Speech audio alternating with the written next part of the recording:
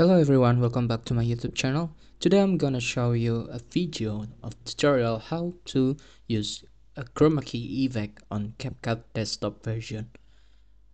In this video, all you gotta do is import your project and some green screen videos that already imported on the project.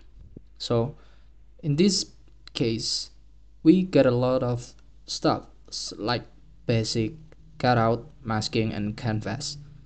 That option we can use it later. But in this video of using chroma key effect, all we gotta do is use the cutout section. Import the green screen videos and then you can do a chroma key effect.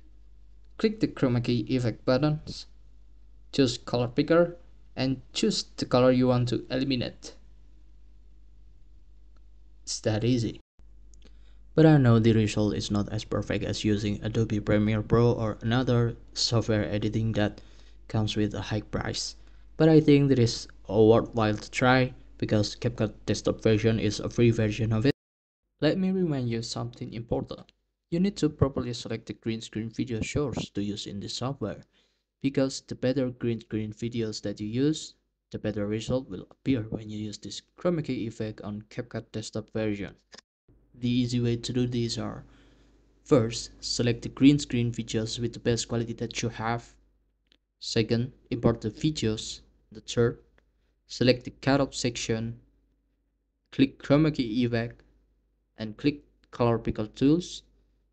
The last step is choose the color that you want to eliminate. So that's it from me guys. Keep learning something new and see you in the next videos.